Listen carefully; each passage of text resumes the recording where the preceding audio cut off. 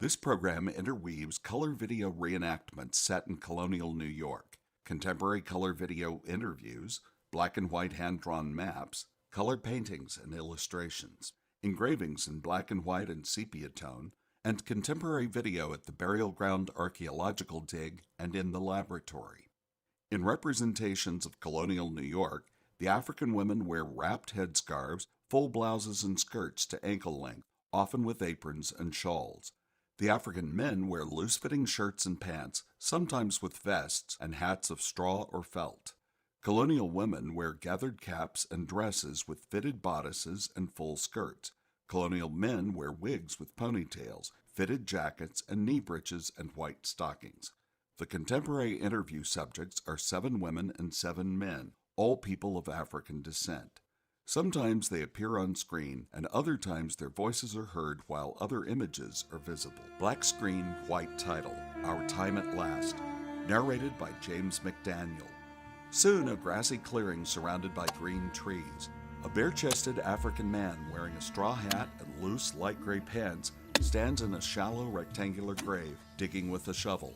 In the 1700s, Africans enslaved in New York dug graves to bury their dead. Here, in the ground, directly beneath us. Christopher Moore. Basically, we've got a cemetery that's on the south shore of a lake, a very hilly property, actually 25 feet below Broadway, the surface that you're walking on today. Early black and white map. English maps of the time labeled the graveyard the Negro's burial ground. But to those who used it, it had a more relevant name. They called it the African burial ground. Every opportunity they had to say the name Africa with respect, they used it. Burial scene. It also shows community in the building and this creation of this community that's essential to these folks and essential to African people today. Africans recognized, their Africanness, and celebrated it and honored it. Dr. Warren R. Perry. And there's no better place, a more important, more sacred place to do that, but in a burial ground. Wooden walls, sharp pickets. The burial ground was located north of a fortress-like wooden wall that enslaved people were forced to build. Slaves were the primary laborers for the colony. The Lenape, Native Americans, were the first inhabitants with their farms and homes and trails, and the Africans were the next major labor force. Early map of Broadway. These are the people who built Broadway. They built the wall. From Albany to Argentina, this is the story of how African labor helped to shape the Americas, the Caribbean. And there's no better population, there's no better group of people who can tell this story than the people who were buried in the African burial ground. African man and woman, loads on their heads. Although their lives were harshly controlled, Africans in New York actively resisted enslavement. Dr. Thomas J. Davis. The essence of slavery was brutality to the soul and to the mind. It was a basic deprivation of humanity. Now, the fact that that was imposed on people doesn't mean that they accepted that. Those who were enslaved, at every possible moment, sought to give voice, give action to their humanity, to show forth their humanness, to reach out to the humanity of others. The burial ground became a place where enslaved Africans expressed compassion for one another and buried their dead with respect. Dr. Michael Blakey. No other species of animal buries its dead. We, human beings, are partly defined by the act of treating our dead in a special way. One could no more deny those Africans in New York the burial of their dead than deny them the right to speak, to stand and walk erect on 2 legs, to use tools, to be human. The sweating gravedigger removes his hat and pours water over his head. The African burial ground was also a place of peace and rest. But rest was an elusive state for enslaved New Yorkers. Their lives were dominated by work. On a brick sidewalk, a barefooted 8-year-old African girl operates a wooden plunger-type butter churn. Then Faith Davis roughens. It's a world of work. Slavery is about work. Many ordinary people think of slavery primarily about violence. Violence did enforce the limits of slavery, but slavery was about work. And all children were expected to work. Dr. Edna Green Medford. As soon as a child could pick up a broom and sweep, that child became valuable. As soon as a child could run errands, and they did at a fairly early age, they became valuable to the owner. One of the things that slavery did was to cut childhood short. Very few slaves had any childhood. As soon as they were able to fetch, they were at work. Young African woman. Amelia. The kitchen. Two colonial girls play young African woman So within works. a household, you might have a woman and her children, of course, within the household of her owner. And that woman is expected to labor throughout the day and the night as well for her owner and for the owner's family, so she's taking care of his children. Parents fought to keep their children protected and near, but enslaved children had to grow up fast. On this sad day, Amelia is sent on an important errand. Her father has died. Her mother gives her a keepsake to take to the elder, who is preparing her father for burial. The woman hands Amelia, the churning girl, a long, narrow bundle of striped cloth. Next, Amelia walks outside, sharing a dirt road with adult men and women, working Africans, and well-dressed colonials. This is not the first time Amelia has walked alone through town, but each time she does, she sees other Africans living within the confines of slavery. One of the most important things, I think, to see about that world is that it was a small world. Manhattan is a small place at that time.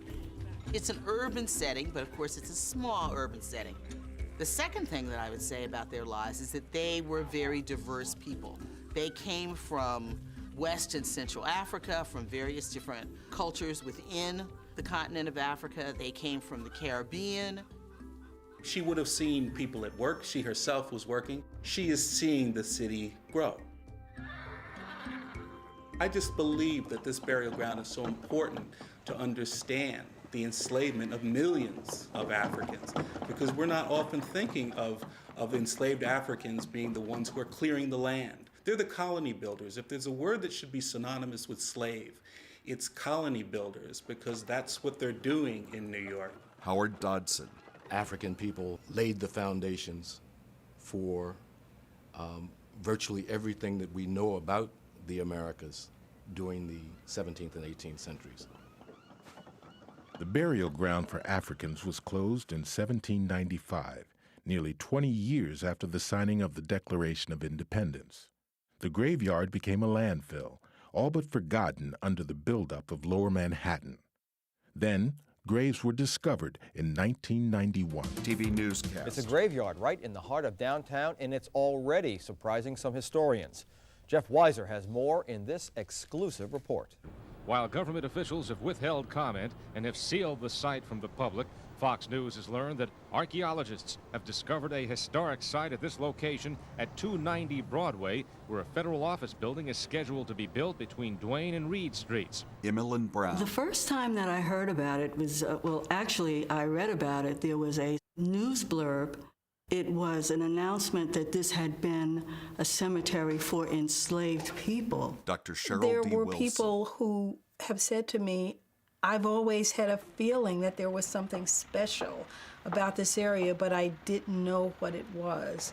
And this rediscovery tells me that this was a place where I belonged and I had a history here. Reverend Dr. I Herbert went Daughtry. there, went down into the burial ground, and what I saw overwhelmed me, and I still feel a certain emotional trauma. Miriam Francis. What did bother me was knowing that they were African people who had been allowed to lay in the ground all of these years, and buildings were put on top of them. Eldora Duni Tabasi. The Africans, see, they rose for a reason. It didn't just happen. It was time for them to surface, because it's time for us to move back to the center stage. It's time for us to claim and take back who we are. A town meeting. As news of the burial ground spread, the African American community expressed concern about the human remains being unearthed. I think those of us who gathered there in that period felt shut out of something that we felt we should have been a part of. Outrage and disgust arose from the cavalier manner that GSA administrators sought to treat the unearthing of the remains. A meeting room. How will the government then acknowledge the fact that this was a cemetery? The 2 points that the community has requested that I cannot satisfy is a matter The outpouring of very deep emotions, which may have been underlaying or hidden within people for decades. Street marches and outdoor gatherings. Community members staged numerous protests against the building's construction. For many, this struggle echoed the experiences of their enslaved ancestors. When we think of resistance, we need to look at all of those various forms. We need to look at cultural resistance as well. I think the fact that people are insistent on retaining their culture is a form of resistance. That's an African characteristic. That's an African cultural retention. And it was very important for Africans to assert and reaffirm their humanity to themselves and to one another. And so their struggle for the cemetery is a struggle for human rights in the most fundamental way. Hearing room, GSA I want official. to assure all those gathered here that GSA has the greatest sensitivity to both the historic significance of the site. Governor David Patterson. I think that was best crystallized by the statement of former Mayor David Dinkins when he said, "This is our Ellis Island." He meant that our inevitable victory over it, our accession, and our eventual ability to become free in this country came through that little area in Lower Manhattan. Again, the hearing room. I am not going to be a part of your disrespect. What people here testify, scholars have called, the most important archaeological discovery in this century. And I'm going to do, Gus Savage, everything in my power to make you change your obstinacy and your disrespect for a sector of this city. And with that having been said, In time, a compromise was struck. The government would finish its construction, but adjacent to the building, a memorial would be built where the graves were first discovered. Federal officials collaborated closely with the local black community, leading to the designation of the site as a national monument. Unearthed burial ground. The human remains were sent to Howard University in Washington, D.C. for study. Researchers examined the bones to determine what life was like for enslaved Africans. From the start, people identified closely with the human remains. Laboratory, Peggy King The one Yorday. question that people really wanted to know was, are there really bones there? I mean, you can really see the bones. They would say, well, are you going to show the bones? And the way I interpreted the question really was to say, I want you to make this real for me. The significance of that ground, it being a burial ground, that's the tangible reminder. That's what makes it real for us. The laboratory, bones and skeletons. They're living lives in constrained and ugly circumstances, being worked beyond their endurance. It's a life of pain and suffering, not simply psychic and emotional. Physical pain and suffering. A lashing, a branding iron. I guess the gist of it is that this is an abused population. New York is like these other places in which the conditions of slavery are very harsh, in which people are worked to death because they are, in a sense, disposable. When the research at Howard University was completed, federal agencies worked closely with the descendant community to return the remains to the burial ground. The reinterment ceremony was the culmination of 6 days of tribute and celebration that began in Washington, D.C. A large street parade. Bones were going to be transported back, and there were community meetings around that. So all along the way, these stops, you were brought in a dramatic way to the full panorama of our history. I thought it was deeply moving. Outdoors, large crowds, rows of wooden coffins, one being lowered into the ground to join others. Now Amelia with her bundle walks through colonial New York, then enters an attic to join an older and a young adult African woman, a man and an infant in open pine coffins. At the end of her journey, Amelia climbs stairs at the rear of a tavern to a cluttered attic. There, the elder prepares her father and her cousin, a newborn, for burial. Both died suddenly from a fever. The elder woman approaches Amelia, caresses her face, takes the bundle,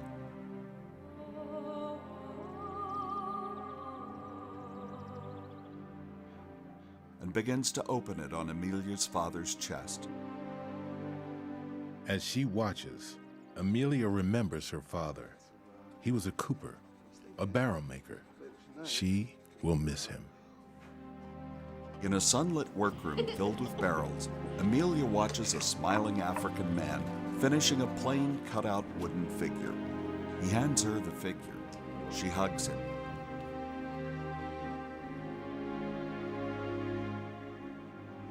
He kisses her forehead.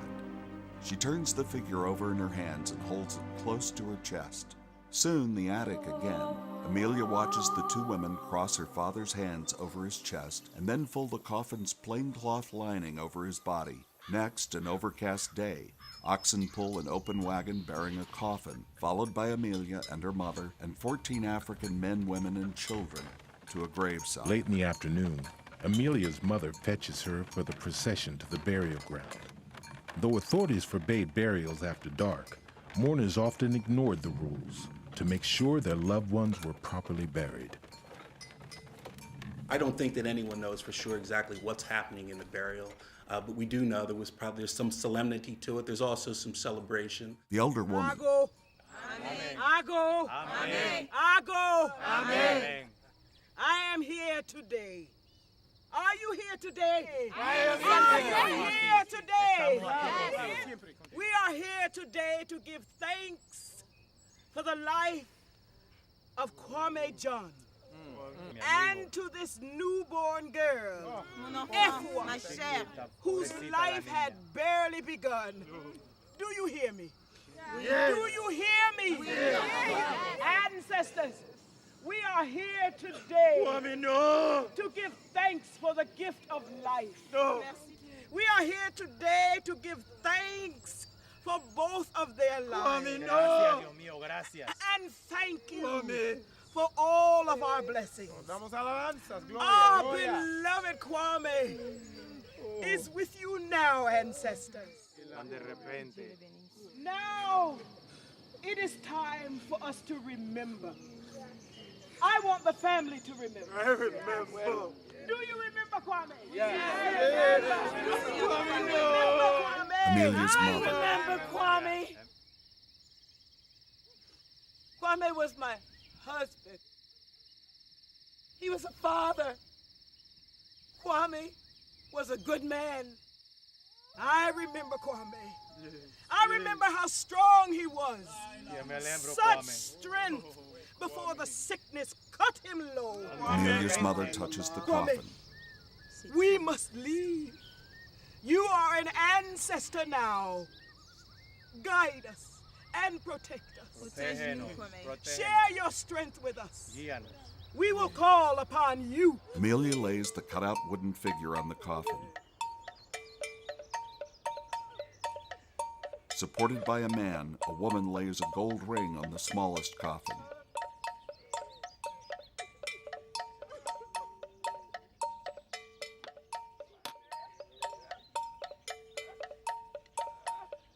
Men lower the father's coffin and a second small coffin into the ground with ropes. Amelia and her mother sway from side to side. I think every African American wonders where our roots were. What countries in Africa were we indigenous? At dusk, mourners with lanterns. In the end, this is not Black history. This is American history. But it's American history that's finally been told. As the procession leaves, the gravedigger begins to fill in the grave, and the screen fades to black.